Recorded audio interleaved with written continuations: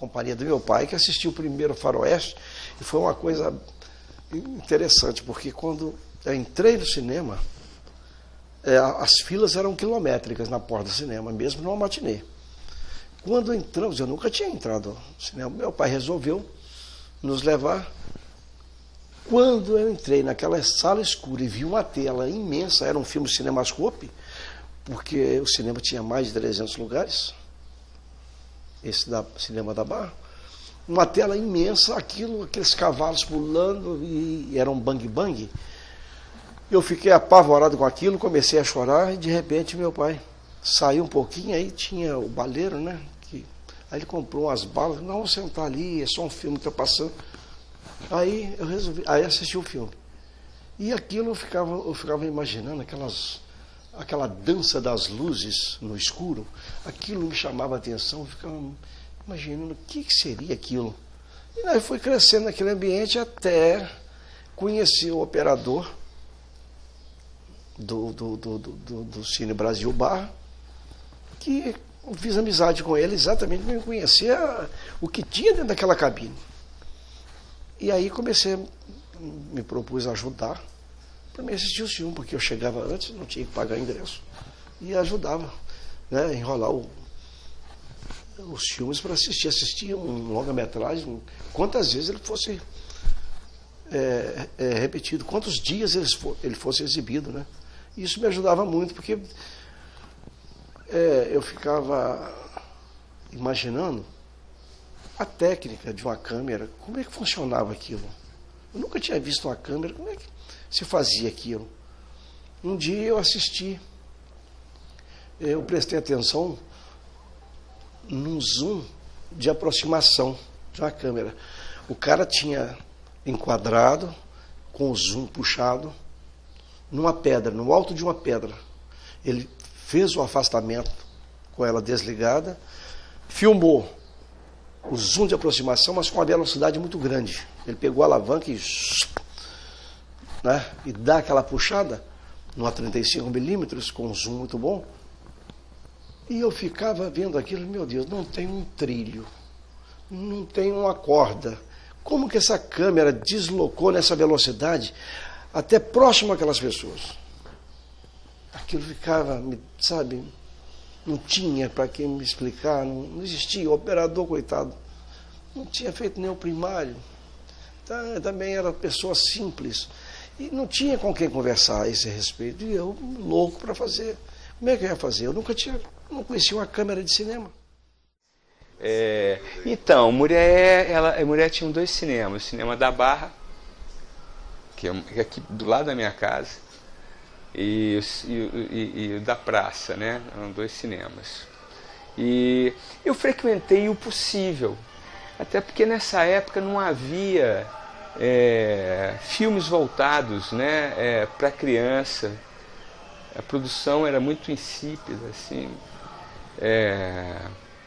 Então, assim, o que eu frequentei de cinema foi muito mais roubado do que provocado. Então era muito mais na fuga de ter a possibilidade de entrar no cinema, né, escondido, e vivenciar a aventura daquela sala escura e a aventura infantil de poder penetrar, do que uma coisa claramente por uma percepção cultural, ou do que aquilo poderia me transformar ou ser transformador. Então era muito mais lúdico do que qualquer intuitivo, do que alguma coisa mais construída num caráter de aprendizagem, né? Até porque de fato chegava-se muito pouco, e o que chegava na minha época ainda era um cinema, uma aventura que eu me lembre, né? Fora Trapalhões, que chegava, na época era pornô chanchada, no cinema que ele não era feito pra gente, né? Ele é feito para adulto. Então essa era a aventura. Eu lembro que o primeiro filme que eu vi, que mexeu e me tocou o coração foi... como é que chama? Foi aquele filme italiano, Vitorino, era Marcelino, Pão e Vinho, não é? Foi o filme foi o primeiro filme que bateu em mim, assim. Porque ele tinha uma criança ali e era um carregado de simbolismos e referências humanas, assim. E eu lembro que meu coração ele foi arrebatado, né, por aquela história, por aquele drama. E foi o primeiro filme que de fato marcou a minha percepção do cinema como algo transformador, né? E foi muito pouco depois disso, em relação a alguma coisa que pudesse pegar uma família e você levar uma família inteira para ver um filme. Então acho que a minha lembrança em relação ao cinema aqui era muito mais nesse sentido, assim. Não era uma coisa que ainda me fazia pensar ou almejar, em nenhum momento aquilo também me transformou, fora a percepção de que o cinema poderia causar no coração, né? Mas não foi um aspecto de descoberta, eu quero fazer isso. Então, assim, na minha infância, eu lembro de ter visto filmes mais para criança fora de Muriaé, que aqui não chegava, né? Quando eu ia para Belo Horizonte, para o Rio de Janeiro, que a gente conseguia ver um filme da Disney, que era um filme, né, que era para criança, e aí a gente era levado. Então, aqui em Muriaé mesmo, eu me lembro muito pouco. Eu acho que chegou muito pouco. E eu acho que até hoje continua chegando muito pouco para o interior, né? Essa Muriaé de 40 anos atrás, tem muitas cidades por aí pelo Brasil que não chega a nada. Acho que é um problema que continua. Muriaé tem um cinema, a cidade cresceu, ela tem 6 vezes mais a população que ela tinha quando saiu, e ela tem um cinema 3 vezes menor do que havia há 40 anos atrás.